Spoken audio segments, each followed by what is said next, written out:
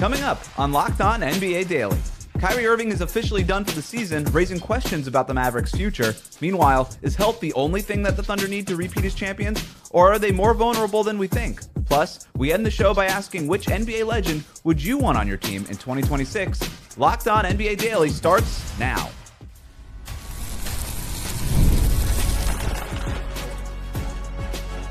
You are Locked On NBA, your daily NBA podcast. Part of the Locked On Podcast Network, your team every day. Hello and welcome back to Locked On NBA Daily, part of the Locked On Podcast Network, now the #1 sports podcast network. However you're tuning in on YouTube or on your podcast app, thanks for making us your first listen every day. I'm Wes Goldberg, and today we're talking about Kyrie Irving being ruled out for the rest of the season, the Thunder's chances of repeating as champions, and a special game of Would You Rather, and we're doing it with the help of Locked On's local experts. I have two of the best with me, as always. From the Locked On Nuggets podcast, he's a senior NBA writer for the Action Network. It's Matt Moore. Matt? We haven't talked about it because, honestly, we can't confirm anything about it. But I just want to state, if you go to Reddit, our NBA, you can find somebody has collected and created a website to specifically find and search out search terms on the Kevin Durant burner files. It is listed at kdfiles.com.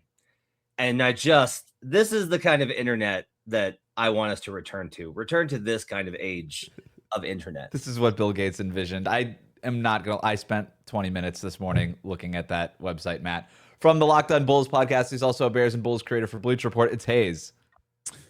This is the time of year where I'm appreciative because the pettiness is at an all-time high right now, and I'm going to continue that. Before we jump into today's top stories, just really quick, it was just reported right before we started recording here that Franz Wagner is ruled out indefinitely by the Orlando Magic. He'll be reevaluated in 3 weeks. But talking with Philip Russman-Reich, the host of Locked On Magic, before the show started here, it sounds like his season might be over. Matt, tough blow for the Magic.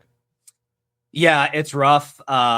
Regular season should be back for playoffs. We'll kind of see. This injury is very weird, and this is the second one because I know this because I cover Christian Brown, who had the same thing happen. So Christian suffered a high ankle sprain, and later said I tore ligaments in my ankle, and tried to come back and was had no confidence in his leg and had no explosiveness, and they had to sit him out another 5-6 games. And this is a similar type of deal. I wonder kind of what's going on with that. I think the biggest implication here is one, the Heat and the Hornets can absolutely get the division, which means getting the 7 or 8. I want to reiterate that in 4 years of the play-in tournament, 7 seeds are 4-0 and making the playoffs. That's huge. So I understand it's you're just battling to get beat by whoever. Making the playoffs is a bigger deal than we make it out to be. That should be an accomplishment, is making the playoffs, even with how many teams get in the NBA. And I think the Heat and the Hornets now have a real chance of being able to edge out Orlando. I do not know what's going to happen with Orlando this summer. Yeah, Haize, if the Magic missed the playoffs, this is a team that people were talking maybe a dark horse contender in the Eastern Conference. That would be a big disappointment.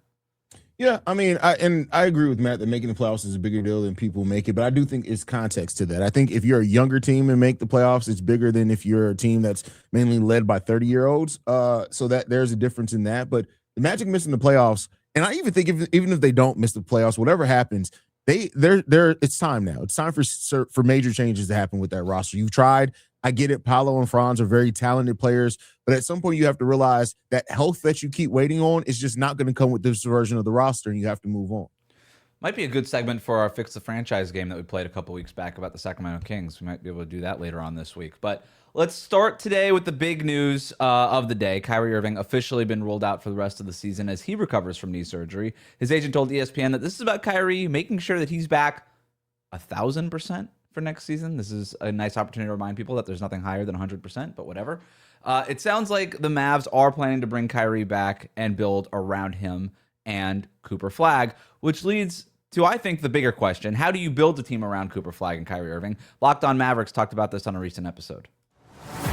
What's a 2026 competent basketball team have around them? And can I take Cooper Flagg and Kyrie Irving and build that team so that next year the Mavs are back up there? This is what they need. Ready? So you got to have 2 top players. I think the Mavs will have that next season. In Cooper Flagg and Kyrie Irving returning from his injury, that is a big question mark, though. Kyrie, can he return back to that all-star form? Can he become that type of player again? And so that's the first thing they need. is that they need 2 top players, all-star level players. Then after that, you need 2 to 3 high-level role players. You need guys that are going to fill in a bunch of the gaps on skills that you do not have. Matt, how should the Mavericks go about building around Kyrie and Cooper Flagg? Oh, Nick, you sweet summer child. Nick was like, well, Kyrie said coming back. Like, they say Kyrie's coming back. And I was like, he's not coming back, Nick. He was like, you can think what you want, and he's not. He was never coming back.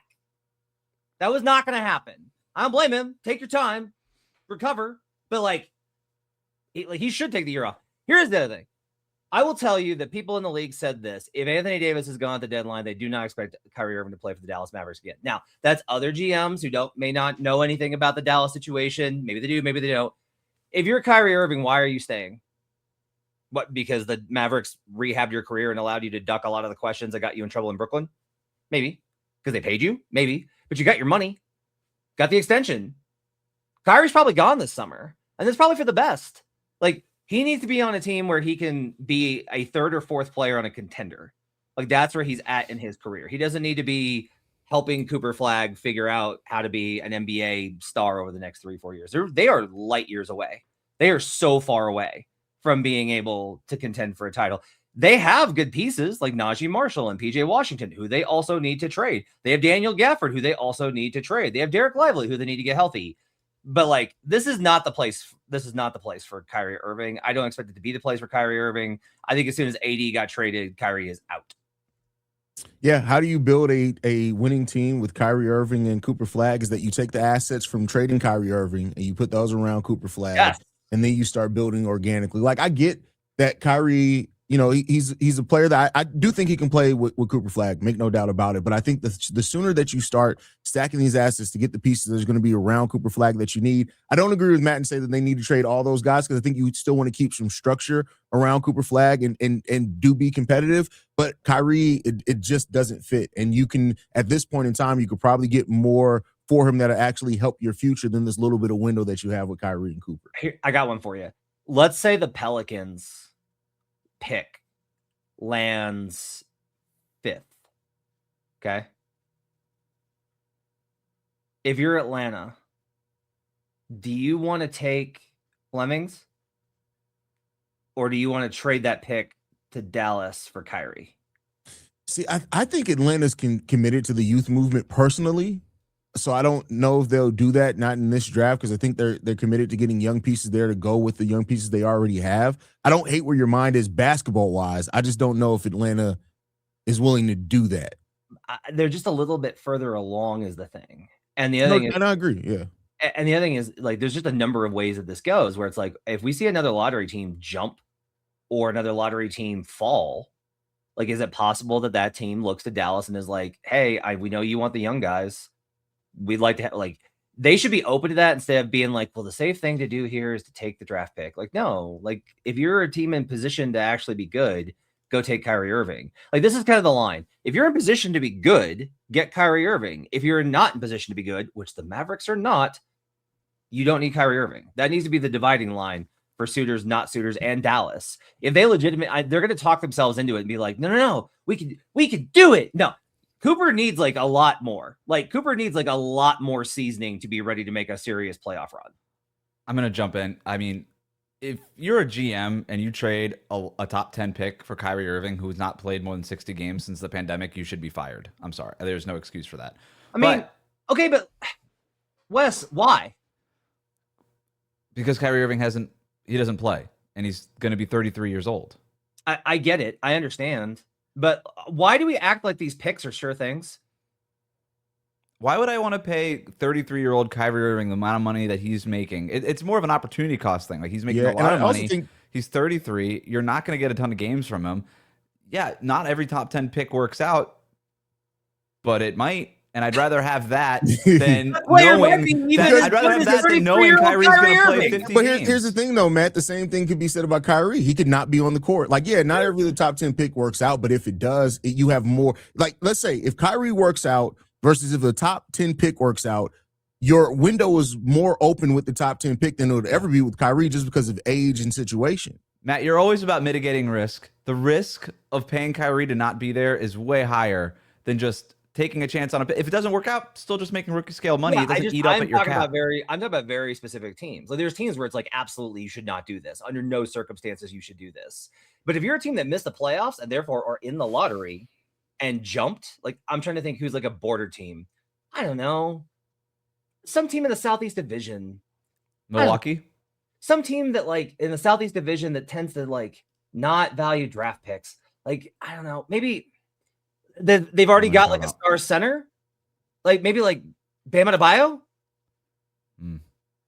The Heat aren't going to miss the play-in. There's too many tank. No, you could lose in the play-in. What if you lost in the play-in? That's true. So really quick, like when you think about the co-star for Cooper Flagg, to go back to Nick's point there, right? You want the 2 stars. Let's say for the sake of this part of the conversation that that Kyrie Irving isn't that guy. What's the kind of star that you want next to Cooper Flagg, Matt? I don't know on this. I don't know if it's a center. I don't know if it's a guard. I think it's a guard. I think I want a point guard. I think I want like a really great downhill, especially one that can maybe shoot from like any shot that's not a floater. We got the floater covered. That's why Flagg's going to win Rookie of the Year, and that's pretty much it. But like any other shot on the floor would be nice, as well as another passer for a point guard. Haize? Yeah, I think you want. I think a pass first point guard that can shoot this pretty good off ball, because you still want Cooper Flagg to have those on ball moments. So if you can get a guard in there that can do some of the ball handling, but also a solid off ball, I think that's the best case for around Cooper. But like a power forward that can create with, how good would Cam Boozer be with him? Yeah, this draft is going to be fascinating to see if the Mavericks physicality. Think about how big and physical they'd be, Haize. If Dallas ends up with another top 3 pick after this Luka fiasco, we got to start looking into Fortune favors the bold, Wes. Meanwhile, the Thunder are dealing with injuries late in the season, but are they vulnerable to getting knocked out early in the playoffs for a different reason? We're going to talk about that next. Today's episode is brought to you by FanDuel. Ever wanted to experience the NBA Finals live and in person? FanDuel is giving you the chance to turn that dream into reality with their NBA sweepstakes. Here's how it works. Use your profit boost on any NBA future, and you'll automatically get entered for a shot to win an NBA Finals trip for 2. That's right, flights, tickets, the whole experience. We talk a lot about the NBA Finals and title odds on this show, and if you're already looking at the board and thinking about which team might make a deep run, this is the perfect time to lock it in. I love futures this time of year, whether it's picking a team to win the championship or grab a conference title. It adds that extra layer of excitement to every game down the stretch. And now, not only can your pick cash in, but it could also send you to the NBA Finals. Visit FanDuel.com to get started. Use your profit boost on any NBA future and get entered for your chance to win a trip to the NBA Finals. Play your game with FanDuel, the official sports betting partner of the NBA. Today's episode of Locked On NBA Daily is brought to you by Quo. New year, new systems. This is the time when a lot of us look at the messier parts of how we run our business and think there has to be a better way. And there is. Streamlining your communications is one of the quickest upgrades that you can make. That's why today's episode is brought to you by Quo, spelled Q-U-O, the smarter way to run your business communications. Because when your team is reachable, organized, and communicating in one place, you're not just working cleaner, you're creating more opportunities to connect with your customers. I love how simple Quo makes everything. Your whole team can call and text from one shared business number so nothing gets missed. Everybody sees the full conversation thread, which makes replies faster and more personal, and it works right from your phone or your computer, and you can even keep your existing number. And Quo's smart AI tools automatically log calls, summarize conversations, and highlight next steps so details never slip through the cracks. It's no surprise that Quo is the #1 rated business phone system on G2, trusted by more than 90,000 businesses, from solo operators to growing teams. Make this the year where no opportunity and no customer slips away. Try Quo for free, plus get 20% off your first 6 months when you go to quo.com/LockedOnNBA. That's Quo, QUO.com/LockedOnNBA. Quo, no missed calls, no missed customers. Welcome back to Locked On NBA Daily. The best way to support the show is to subscribe on YouTube. We air Monday to Friday at 1 p.m. Eastern, wherever you get your podcasts. The Thunder were the favorites coming into the season. They've after their hot start, we were asking at that point if anybody could knock them off. Since then, guys, they've looked a little bit more vulnerable. They're dealing with injuries. Shai Gilgeous-Alexander's out. He should be reevaluated with an abdominal injury this week. Jalen Williams, we know he's working his way back. But coming out of the All-Star break, I do think it's a good time to sort of revisit the Oklahoma City Thunder, who are still, by the way, the favorites to win the championship. But they do have some questions. Here's more from Locked On Thunder. The big thing I want to see is just, can J-Dub stay on the floor and build some momentum entering the playoffs? Obviously, we know his injury history that he's had to go through really ever since the end of last regular season, missing the first 19 games of this year with a right shooting wrist injury that required 2 surgeries. Just one setback after another for a guy who obviously we know, what he can do. He's an all-NBA player, all-defensive player, one of the key contributors to OKC's championship run last season. They're going to need him to be playing some great basketball in the postseason if they want to repeat. Haize, is Jalen Williams the key to OKC repeating, and do you still look at them as the team to beat, or maybe do you have other bigger questions about them now than maybe you had earlier in the season? I mean, they're still the team to beat. I'll still say that they are still the team to beat. They are so deep. Their defense is a championship level defense regardless. So I still say they are the team to beat. As far as, do I have more questions now that coming into the season? Yeah. Because while they're still the team to beat, they haven't really done much to fix the same issues that they've had. And it still comes down to, for OKC, is, are they hitting their jump shots in the series? If you get them cold in any series where they're not hitting their jump shots, they're still a very beatable team, even with that defense. So, the questions around that, I just thought we would be a little bit of a step ahead of that this year now, and they haven't really taken a step in that area at all. So the gap between last year and this year is about a point. It's about a half point on offense, half point on defense, which is, it sounds like that can't be a lot. It's not nothing. The problem is just they're so far ahead of everybody else, right? This is the essential problem is, in the regular season, what they have shown is, yes, we are not as good as last year, especially and Thunder fans will say with the injuries. They had injuries last year to Chet, and Hartenstein missed a while, and they still just kept banging them out. I know that they've been worse this year, but part of that's because of what Haize mentioned, which is the shooting. In the playoffs, that gap narrows again. The question is just all right, the gap is more narrow than last year when they went 7 games twice, and then it's going to narrow even more in the playoff. So what does that gap look like? Is that still enough for... The reality is that a team is going to have to hit, I always think of it this way, you have to hit your absolute A level to beat this team. Whether it's San Antonio, Houston, who I do think is live, versus OKC specifically. They designed their team to beat that team. Denver. I'm not going to actually rule out the Lakers just because Luka breaks them. He just breaks that defense. They are terrified of that man for good reason. If a team just absolutely hits their 100% A level, Wolves, another one, then they could beat OKC. It's just I think of it in probabilistic terms of, all right, what's the probability of that happening? But the bigger question to me is, okay, can they do this twice? It's, if you face a great team in the second round and you get past them, can you do it again? If they have to go through a murderer's row, if they face Houston second round, Denver or San Antonio in the conference finals, what does that look like? And that, I think, is the question. Williams is huge. Wes, do you feel like Jalen Williams was great in the playoffs last year? Because I'm a huge J-Dub guy and think he's going to be I think his next 4 years are going to be incredible. I didn't think he was great in the playoffs last year, and he's been banged up to the point where he hasn't looked awesome this year anyway. Yeah, he had the big NBA Finals game, right? Mm-hmm.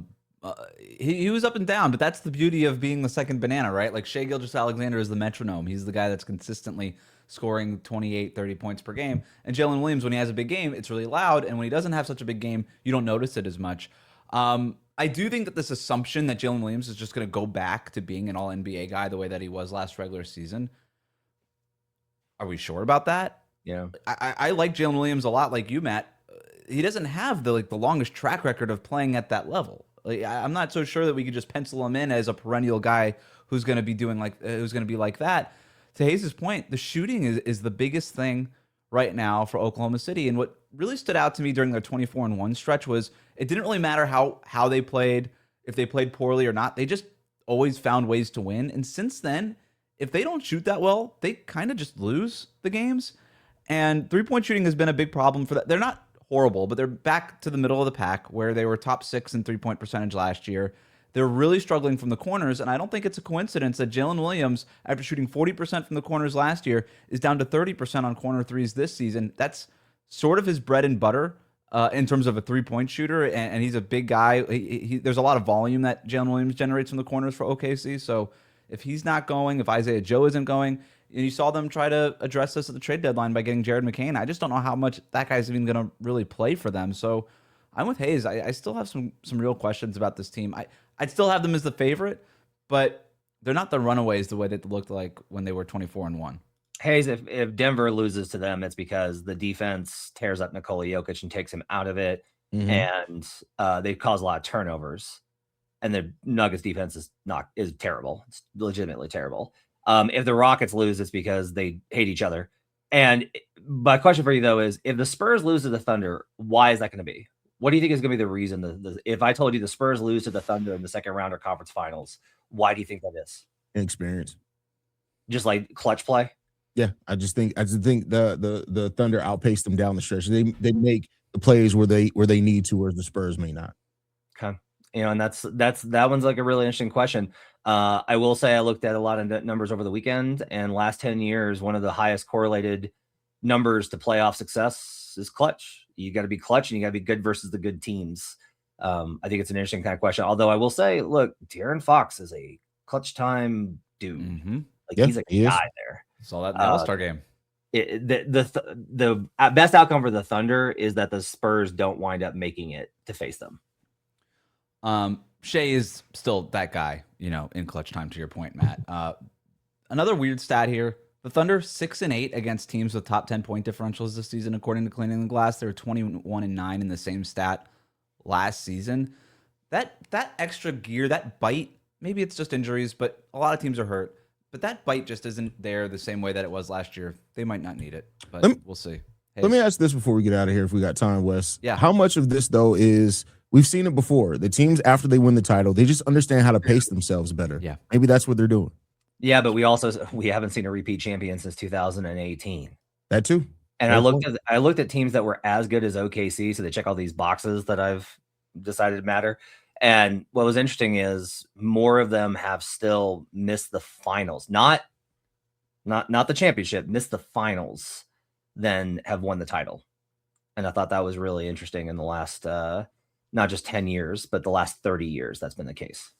Interesting. Something fun for the next segment, guys. If you could pick an NBA legend to put on your team in 2026, who would you choose? Fun one coming up after this. Today's episode is brought to you by Indeed.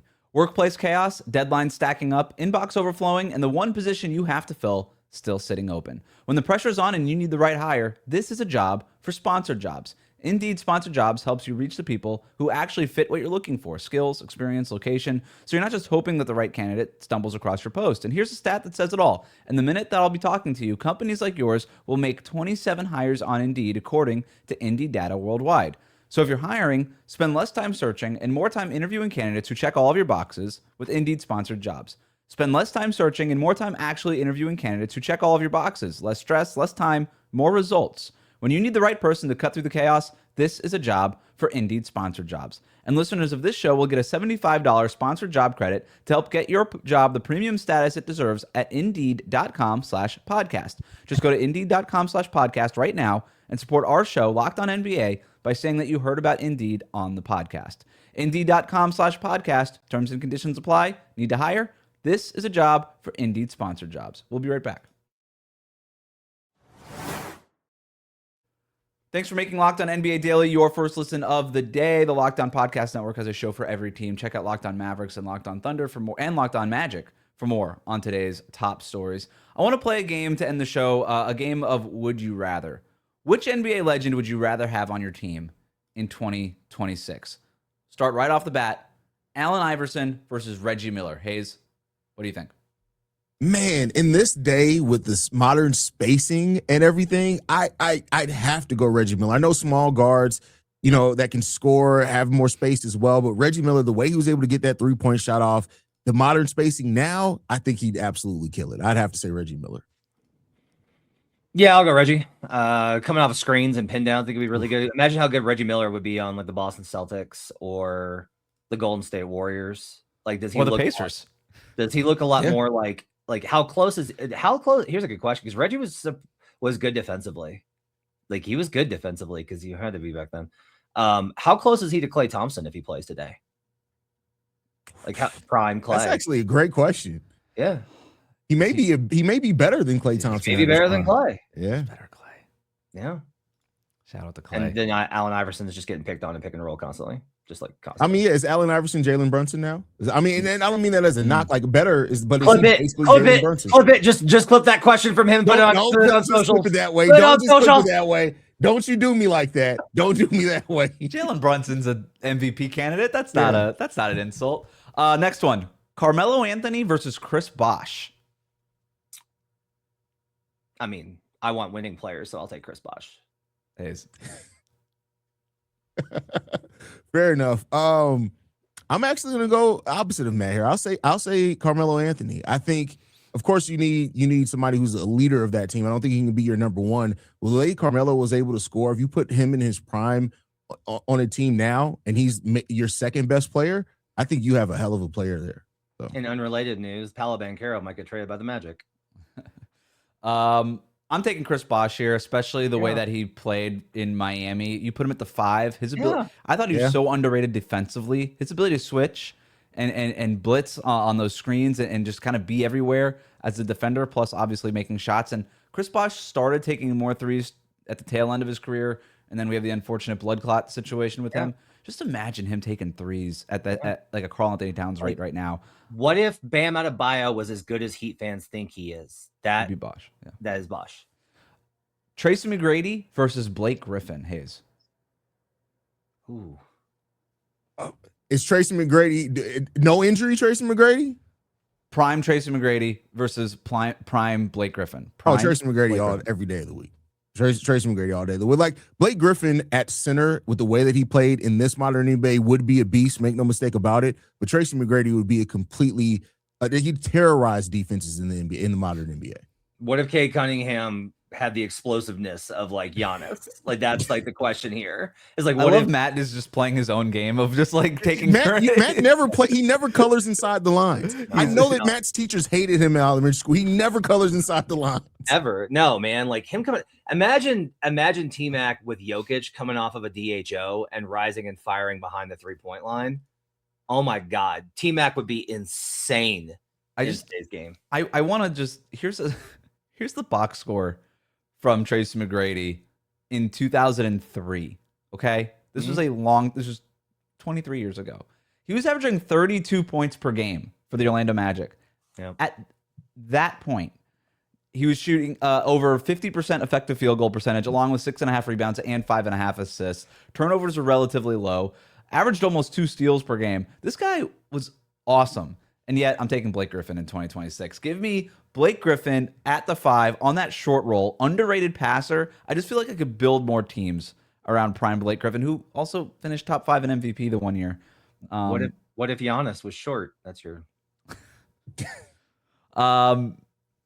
Steve Nash versus Amari Stoudemire.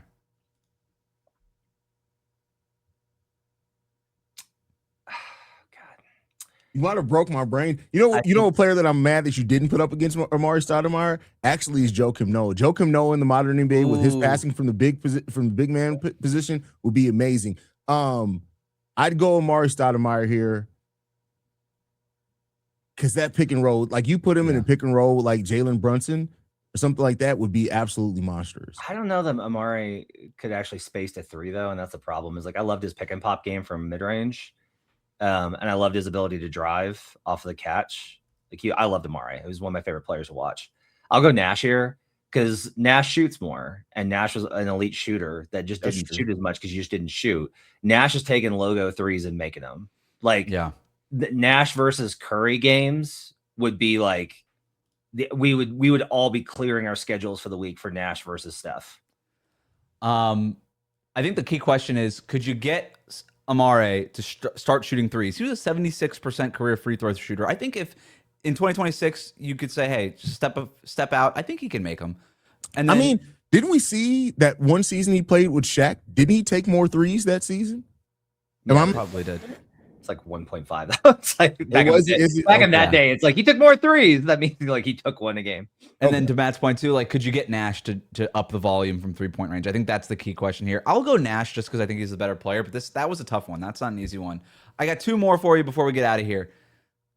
A little bit of a deeper cut one. Ben Wallace versus LaMarcus Aldridge, Haize.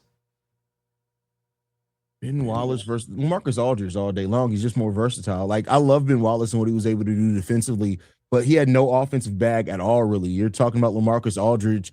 He played center in the modern NBA. He can score. He can rebound. He's a decent enough passer as well. I think you can fit a lot of different lineups around him. I'll go LaMarcus Aldridge by far. We just don't know what Ben was capable of shooting wise. We just don't. He never tried. Like, he didn't try. We don't know. Could he have been Isaiah Stewart only like 1.5? Like, imagine a 50% better Isaiah Stewart. That's a multi-time defensive player of the year and one of the best defensive players of all time, which is what Ben was. Good passer, crushing screener. I'll take Ben. Aldridge was always was great. It took him a long time to learn how to rebound, and I just don't know that mid-range game translates as well. And I think, especially defensively, I think Aldridge is much more of a question mark now. Like, how close is Aldridge to Towns if we were kind of to even them out? I'm taking Ben Wallace. Just give me the snot factor. I'm taking that for days. Last one here. Haize, I'm throwing to you first because this one's going to be near and dear to you.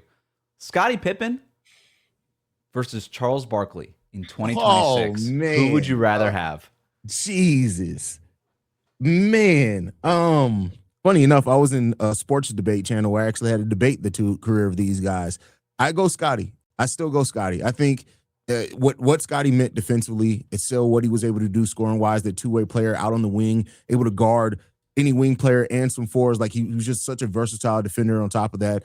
Charles Barkley was a beast. And I think sometimes Charles has become such a character now that we forget just how good of a basketball player he was, but I'll still go Scottie Pippen here. Put Scottie Pippen in the 2-guard spot next to Donovan Mitchell, and what is that team? Champions. Like, Scottie Pippen. Barkley is really underrated. Go back and watch the highlights from 93. His 93 season is I've studied a lot of MVP history. I will put Barkley's 93 season in probably the top 10 of all MVP seasons. That's how good he was. But for a translation of the modern game, I got to go with Scottie. My initial reaction was Scottie. I'd probably still go Scottie, but Barkley, with the way the league is trending towards offensive rebounding, that dude was an offensive rebound machine. That guy was averaging like 5 or 6 offensive rebounds per game at his best seasons. I wonder if you were a team like Houston, if you just put Barkley in that spot, even in like the Durant spot, right? Just imagine what that team could do, because you'd have the low post scoring, you'd have the passing, and you would have the rebounding still. You wouldn't have to compromise a lot, but I still think it's Scottie, just sort of like the ultimate 3-and-D wing in today's NBA. If you like what you heard today, subscribe to Locked On NBA Daily wherever you get your podcasts, including on YouTube. Thank you to Matt and Haize for their expertise every day. Thank you for making the Locked On Podcast Network your first listen. We'll see you right back here tomorrow on Locked On NBA Daily.